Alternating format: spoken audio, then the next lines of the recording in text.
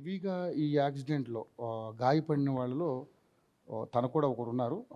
ఆవిడకి మెయిన్ ఏంటంటే చూస్తున్నాం గదండీ! లెగ్ ఇంజ్యూరీ అయింది బాగా. మొత్తం అంతా కూడా ఇరిగిపోయింది.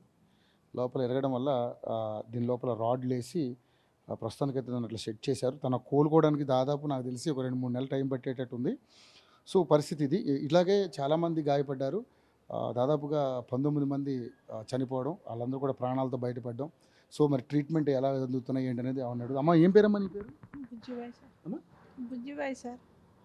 పే బుజ్జిబాయ్. బుజ్జిబాయ్. బుజ్జిబాయ్. ఓకే. అమ్మ ఎలా ఉందమ్మా? కాలు ఎలాగా? జర తక్కువ ఉంది సార్. తక్కువయిందా? కొంచెం పర్లేదా? బాగా నొప్పి పుడుతుందా? జర తక్కువ ఉంది సార్. తక్కువుందా? సో, ఎలా ఉందమ్మా ట్రీట్మెంట్ బాగా చేస్తున్నారా? మంచిగానే మంచిగా చేస్తాం. చూసుకుంటున్నారు ఇక్కడ? ఓకే. సో, అంత పెద్ద యాక్సిడెంట్ జరిగింది. ఎలా అనిపించిందమ్మా? ఏమనిపించింది? అంటే బాధ అనిపించింది సార్. బతుకుతామని అనిపించింది అసలు మీకు? ఏం బతుకుతాను అని అనిపించింది సార్. చచ్చిపోయినారు చాలా మంది. హ్మ్. హ్మ్. ఎక్కడెక్కారు మీరు? మా వికారాబాద్ సార్. వికారాబాద్ ఎక్కారు మీరు. ఇక్కడ హైదరాబాద్ వస్తున్నారా? ఓకే. పనికి పనికి వెళ్తున్నారు. ఏం పని చేస్తారమ్మా మీరు? మేము హాస్టల్లో చేస్తాం సార్. హాస్టల్లో పని చేస్తారు. గండిపేట చౌరస్తా. గడిపేట. ఓకే. మీ బంధువులను వచ్చారు చూశారు మిమ్మల్ని చూడడానికి? అంటే మీ కుటుంబ సభ్యులు ఉన్నారు ఇక్కడ? ఉన్నారు సార్. వచ్చిండ్రు వాళ్ళు. ఓకే. పెద్ద గాయం, చాలా పెద్ద గాయం. ఓకే. తెలిసిందా అసలు మీకు ఎంత పెద్ద యాక్సిడెంట్ జరిగిందని తెలిసింది? తెలుసు సార్. మీ సొయ్యలోనే ఉన్నారు? మీరు ఎక్కడ కూర్చున్నారు? ఎటువైపు కూర్చున్నారు? కూర్చోలేదు సార్, నిలబడ్డారు.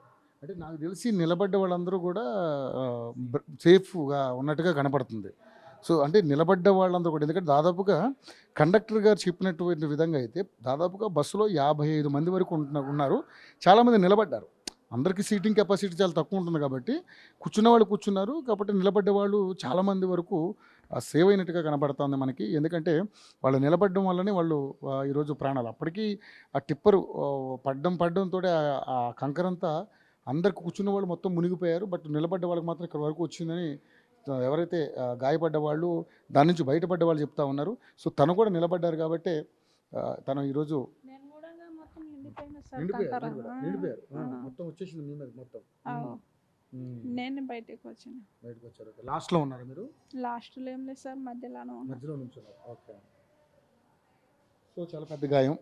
తను కూడా గాయపడ్డ వ్యక్తే. సో, అమ్మ గవర్నమెంట్ నుంచి ఏమైనా వచ్చారా? ఎవరైనా సాయం చేశారా? ఏం లేదా? వచ్చిండ్రు సార్ ఆ రోజు సార్ వాళ్ళు, ఇంకా రాలేదు. చూసారు అంతే. ఏం ఆర్థిక సహాయం అట్లాంటి ఏం చేయలేదు. ఇంకా ట్రీట్మెంట్ అయితే ఫ్రీగా నడుస్తుంది మంచిగా. ఓకే. ఫుడ్ అవి మంచిగా పెడుతున్నారు ఇక్కడ? పెడుతున్నారు సార్. ఓకే. సో, అదే పరిస్థితి. ఎవరిని కదిలించినా కూడా దారుణమైనటువంటి పరిస్థితి. తనకు దాంట్లో లోపల రాడ్లు కూడా వేశారంట. సో, పిఆర్ఓ గారు అన్నీ చెప్తా ఉన్నారు పాపం. ఆయన కూడా అటు అందరినీ కూడా పర్యవేక్షిస్తూ ఉన్నారు పాపం. అందరినీ కూడా దగ్గరుండి చూస్తూ ఉన్నారు. ఏం జరిగింది అనేది కూడా ఆయన కూడా పాపం అందరికీ డీటెయిల్గా చెప్తూ ఉన్నారు. మీడియాకు కూడా మంచిగా సహకారంగా ఉన్నారు. సార్ నమస్కారం అండి. ఏం పేరండి మీ పేరు? కృష్ణ గారు. ఏంటి అసలు ఇంతమంది పేషెంట్లు వీళ్ళందరినీ మీరే పర్యవేక్షిస్తారు? ప్రతి ఒక్కరిని మా సూపరింటెండెంట్ గారు చెప్పినట్టు, ఎందుకంటే ప్రతి ఒక్కరిని అడిగినా కానీ మేము మళ్ళీ పుట్టినట్టుగా ఉంది అనే, అందుకంటే అక్కడ కూడా మన ఫ్యామిలీ ఉంటే మాకు కూడా ఆందోళన జరిగినటువంటి అది మా ఊరు దగ్గరనే జరిగింది. మిర్జగూడ గ్రామం విలేజ్ దగ్గరనే పక్కనే జరిగింది. అక్కడ మిర్జగూడనే సార్. ఆ దృష్టి అంటే అక్కడ సిచ్యువేషన్ చూస్తుంటే మేము ఇక్కడ నేను డ్యూటీలోనే ఉన్నాను ఆ రోజు. మాకు తొందరగా అక్కడ నుంచి ఇమీడియట్గా మాకు కాల్స్ వచ్చినాయి. మా సూపరింటెండెంట్ సార్ వాళ్ళు కూడా మాకు ఇన్ఫామ్ చేశారు.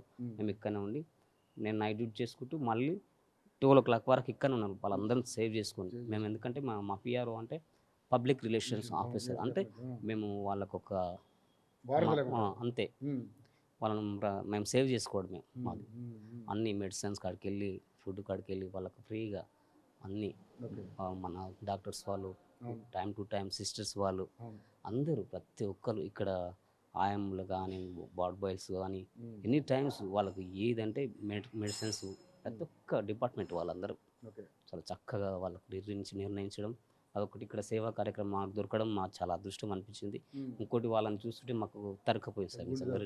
చాలా పోయిన వాళ్ళని ఎలాగ మనం తిరిగి తీసుకురాలి, ఉన్న వాళ్ళని వీళ్ళని జాగ్రత్త కాపాడుకోవాలి. Yes sir. అదైతే మాకు చాలా బాధాకరమైనటువంటి విషయం. ఎందుకంటే ఎస్ సార్. రోడ్ల పరిస్థితి, రోడ్లు అంటే అక్కడ మొత్తం గుంతలుగా ఉంది సార్. అది గుంత ఉండడం వల్ల అది బ్యాలెన్స్ అవుట్ అయ్యి మొత్తం బోర్లో సడన్గా పడేసరికి వాళ్ళకు ఒక బాంబు పడ్డట్టు అయిపోయింది మొత్తం. అందరు అరిసేసారట వాళ్ళు ప్రతి ఒక్కరు. నేను కూడా 1 అవర్కి ఆటో వచ్చి నేను వాళ్ళని ప్రతి ఒక్కరిని కనుక్కుంటూ ఉంటాను. అక్కడ ఎక్కడ క్యాజువల్టీలో ఐసీలో ఎక్కువ ఉన్నారు, తను ఒక్కటి ఇక్కడ ఉన్నది. ప్రతి ఎస్ సార్. ఆపరేషన్ థియేటర్ ఇంకా పైన ఉంది సార్, 3rd floorలో ఉంది. ఆపరేషన్ వాళ్ళు కూడా చాలా సహకరించారు తనకి కూడా.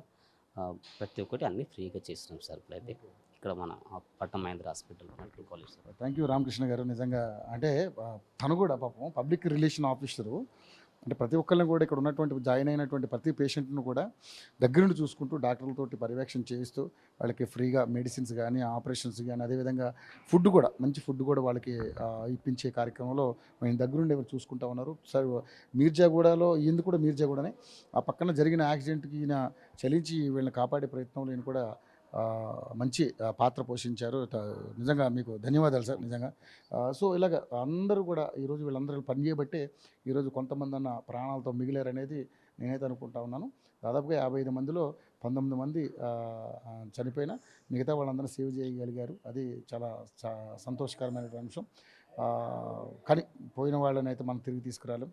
సో గవర్నమెంట్ వాళ్ళకి ఆర్థిక సాయం చేయాలి, వీళ్ళకి కూడా ఆర్థిక సాయం చేయాలని చెప్పేసి మేము ఏఐటీవీ ద్వారా మేము మీకు గవర్నమెంట్కి అప్పీల్ చేస్తూ ఉన్నాం. ప్లీజ్ కొంచెం వాళ్ళకి సహాయకంగా ఎంతో కొంత సహాయం చేయాలని మనస్ఫూర్తిగా కోరుకుంటున్నాం. Over to studio.